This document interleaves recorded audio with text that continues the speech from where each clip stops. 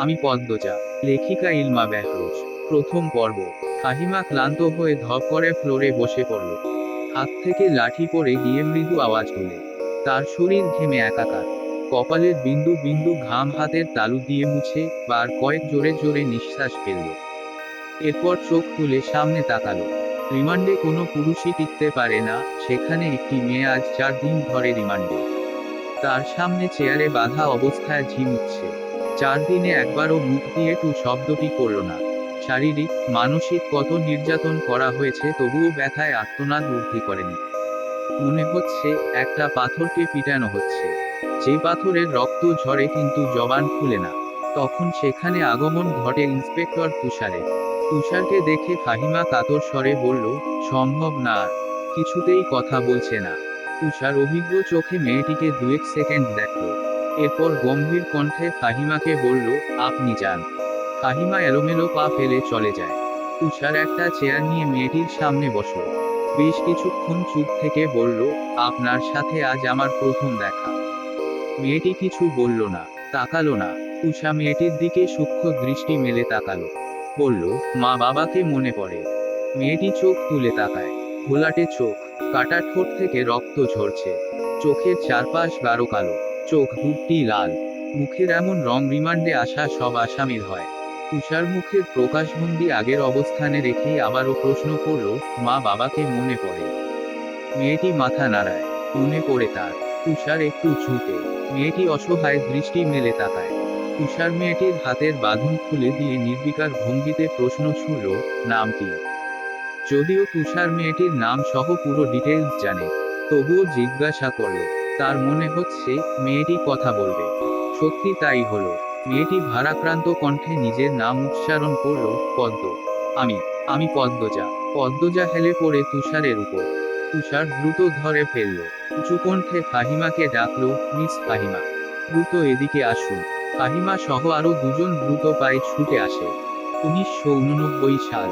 সকাল সকাল রশিদ ঘটকের আগমনে হেমলতা ভীষণ বিরক্ত হন। তিনি বারবার পৈপি করে বলেছেন, পদ্মর বিয়ে আমি এখনই দেব না। পদ্মকে অনেক পোড়াবো।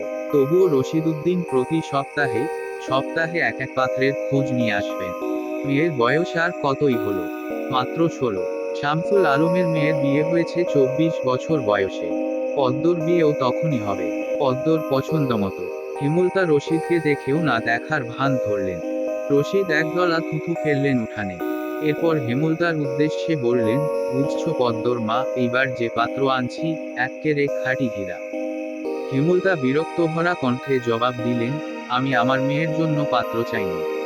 তবুও বারবার কেন আসেন আপনি? যুবতী মাইয়া ঘরে রাহুন ভালা না। মেয়েটা তো আমার, আমাকেই বুঝতে দেন না। হেমলতার কণ্ঠে বিরক্তি ঝরে পড়ছে। রশিদ অনেক চেষ্টা করেও সুবিধা করতে পারলেন না। ব্যর্থ থমথমে মুখ নিয়ে সড়কে পা রাখেন। প্রতিদিনই কোনো না কোনো পাত্রপক্ষ এসে হাতে টাকা গুঁজে দিয়ে বলবে, মোর্শেদের বড় ছেড়িডারে চাই। রশিদ নিজে নিজে বিড়বিড় করে আওড়ান, গেরামে কি আর ছেড়ি নাই? একটা ছেড়িলেই কেন সবার চোখে পড়তে হইব? চাইলেই কি সব পাউন যায়? পূর্ণা স্কুল জামা পরে পদ্মজাকে ডাকলো, আপা। এই আপা, স্কুলে যাবি না? আপারে। পদ্মজা পিটপিট করে চোখ খুলে কোনো মতে বলল, না।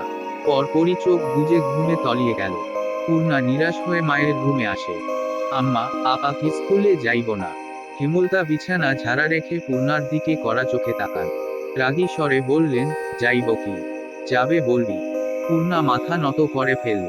হেমলতার কড়া আদেশ, মেয়েদের পড়াশোনা করাচ্ছি, অশুদ্ধ ভাষায় কথা বলার জন্য নয়, শুদ্ধ ভাষায় কথা বলতে হবে।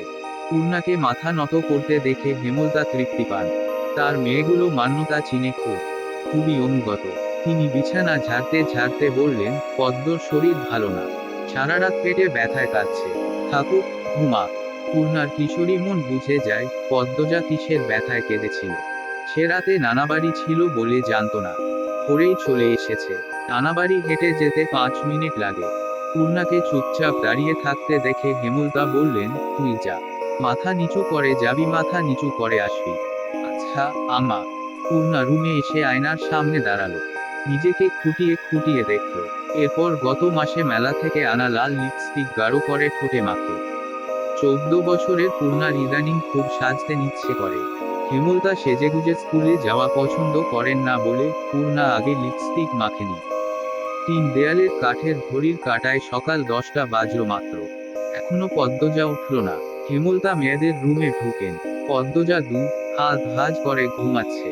জানালার পর্দা ভেদ করে আসা আলতো পেলব রোদ্দুরের স্পর্শে পদ্মজার মসৃণ পাতলা ঠোঁট ফর্সা ত্বক চিকচিক করছে। হেমলতা বিসমিল্লাহ বলে 3বার ফু দেন মেয়ের শরীরে। গুরুজনরা বলেন মায়ের নজর লাগে বেশি। নজর কাটাতে বিসমিল্লাহ বলে ফু দিতে হয়। হেমলতার মায়া লাগছে পদ্মজার ঘুম ভাঙ্গাতে। তবুও আদুরে গলায় ডাকলেন, পদ্ম, এই পদ্ম। পদ্মজা চোখ খুলে মাকে দেখে দ্রুত উঠে বসে। যেদিন ঘুম থেকে উঠতে দেরি হয় সেদিনই হেমলতা ডেকে তুলেন। পদ্মজা অপরাধী কণ্ঠে প্রশ্ন করল, বেশি দেরি হয়ে গেছে আম্মা? সমস্যা নেই, মুখ ধুয়ে খেতে আয়। পদ্মজা দ্রুত কলপারে গিয়ে ব্রাশ করে, মুখ ধৌত করে। হেমলতা শিক্ষকের মেয়ে, তাই তার মধ্যে নিয়ম নীতির প্রভাব বেশি। মেয়েদের শক্তপোক্ত নিয়মে রেখে বড় করছেন। পদ্মজা রান্নাঘরে ঢুকে দেখল প্লেটে খাবার সাজানো। সে মৃদু হেসে প্লেট নিয়ে টেবিলে গিয়ে বসল। তখন হেমলতা আসেন। পদ্ম দ্রুত ওড়না দিয়ে মাথা ঢাকে। হেমলতার দেওয়া আরেকটা নিয়ম, খাওয়ার সময় মাথা ঢেকে খেতে হবে। পদ্মজা নিশ্চুপ থেকে শান্ত ভঙ্গিতে খেতে থাকল। হেমলতা মেয়েকে সহজ কণ্ঠে বললেন, তাড়াহুড়ো করছিস কেন? মুখ ধুতে গিয়ে চুল ভিজিয়ে এসেছিস। খেয়ে রোদে বসে চুলটা শুকিয়ে নিবি। আচ্ছা আম্মা। আম্মা পূর্ণা, প্রেমা আসে নাই। পূর্ণা আসছে, স্কুলে গেছে। প্রেমা দুপুরে আসবো। আম্মা, আবা কবে আসবেন? পদ্মজার প্রশ্নে হেমলতা দাঁড়িয়ে পড়লেন। শুকনো গলায় জবাব দেন, জানি না। খাওয়ার সময় কথা বলতে নেই। হেমলতা চলে যেতেই পদ্মজার চোখ থেকে টুপ করে এক ফোঁটা জল পড়ে পাতে। পদ্মজা দ্রুত হাতের উল্টো পাশ দিয়ে চোখের জল মুছে। পদ্মজার জীবনে জন্মদাতা আছে ঠিকই, কিন্তু জন্মদাতার আদর নেই। সে জানে না তার দোষটা কি। কেন নিজের বাবা বাকি বোনদের আদর করলেও তাকে করে না? কথা অবধিও বলেন না। 2বার মাকে জিজ্ঞাসা করেছে সে, আমি কি তোমাদের সত্যিকারের মেয়ে আম্মা? সন্তান হয় না বলে কি দত্তক এনেছিলেন? আবা কেন আমাকে এত অবহেলা করেন? ও আম্মা বলো না। হেমলতা তখন নিশ্চুপ থাকেন। অনেকক্ষণ পর বলেন, তুই আমার গর্ভের সন্তান। আর তোর বাবারই মেয়ে। এখন যা, পড়তে বসো। অনেক পড়তে হবে তো। ব্যাস এইটুকুই। এর বেশি কিছু বলেন না হেমলতা। পদ্মজার কেন জানি মনে হয় একদিন হেমলতা নিজ থেকে খুব গোপন কোনো কথা বলবেন। তবে সেটা যেন সহ্য করার মতো হয়। এই দোয়াই সারাক্ষণ করে সে। এত কি ভাবছিস? তাড়াতাড়ি খেয়ে উঠো। হেমলতার কথায় পদ্মজার ভাবনার সুতো ছিল। দ্রুত খেয়ে উঠে। আজামের আচার বানানোর কথা ছিল। সন্ধ্যা কাটতেই বিদ্যুৎ চলে গেল। কয়েক মাস হলো গ্রামে বিদ্যুৎ এসেছে। 8 গ্রাম মিলিয়ে অরন্দপুর। তাদের গ্রামের নাম আটপাড়া। প্রতিদিন নিয়ম করে সন্ধ্যারাত থেকে 3 ঘন্টা গ্রাম অন্ধকারে তলিয়ে থাকে। আর সারাদিন তো বিদ্যুতের নামগন্ধও থাকে না। বিদ্যুৎ দিয়ে লাভটা কি হলো? পদ্মজা, পূর্ণা, প্রেমা 3 বোন একসাথে পড়তে বসেছিল। বাড়ি অন্ধকার হতেই 9 বছরের প্রেমা খামচে ধরে পদ্মজার ওড়না। পদ্মজা মৃদু স্বরে ডাকল, আম্মা, আম্মা, আয় টর্চ নিয়ে যা। হেমলতার আহ্বানে পদ্মজা উঠে দাঁড়ালো। প্রেমা অন্ধকার খুব ভয় পায়। পদ্মজার ওড়না ছেড়ে পূর্ণার হাত চেপে ধরে। টর্চ নিয়ে রুমে ঢোকার মুহূর্তে পদ্মজা গেইট খোলার আওয়াজ পেল। উঁকি দিয়ে হানিফকে দেখে সে দ্রুত রুমে ঢুকে পড়ল। হানিফ পদ্মজার সৎ মামা। বুবু, বাড়ি আন্ধার কেন? বাত্তি টাত্তি জ্বালাও। হানিফের কণ্ঠ। হানিফ আসছিস? হেমলতা রুম থেকে বেরিয়ে বলেন। হাতে হারিকেন। হানিফ সবকটি দাঁত বের করে হাসল। বলল, আমি। আয় ভেতরে আয়। হানিফ বারান্দা পেরিয়ে বড় ঘরে ঢুকে বলল, তোমার ছেড়িগুলান কইতে? আছে রুমেই, পড়ছে। এই আন্ধারেও পড়ে। হেমলতা কিছু বললেন না। হানিফ এই বাড়িতে আসলে কেন জানি খুব অস্বস্তি হয়। ও কারণেই। ওদের খাওয়ার সময় হয়েছে। তুইও খেয়ে নে। এইখানেই খামু। না তোমার সরাইখানাত যাইতে হইব। কথাটায় রসিকতা ছিল। গ্রামে থেকেও হেমলতা খাওয়ার জন্য আলাদা রুম নির্বাচন করেছেন, সেটা হানিফের কাছে রসিকতাই বটে। হেমলতা প্রশ্নের জবাব সোজাসাপটা না দিয়ে বললেন, খেতে চাইলে খেতে আয়। পদ্মজা কিছুতেই খেতে আসল না। কেমন জড়সড় হয়ে আছে।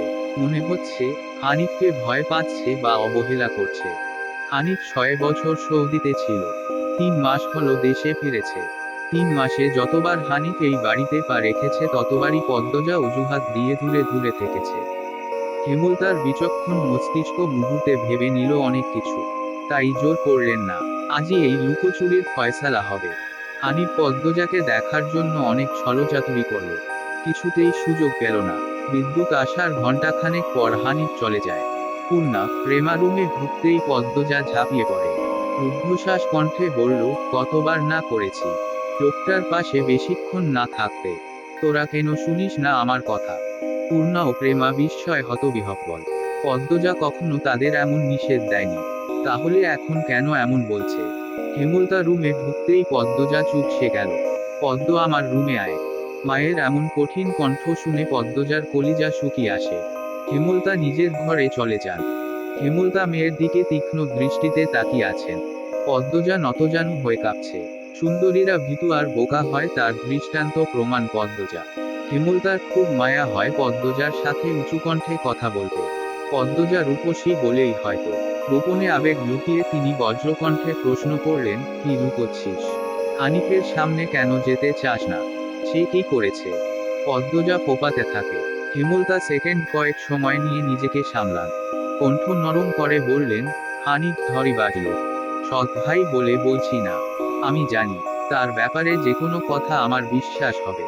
তুই বল, কি লুকোচ্ছিস? মায়ের আদুরে কণ্ঠে পদ্মজা আচমকা বাঁধ ভাঙ্গা নদীর মতো হু হু করে কেঁদে উঠল।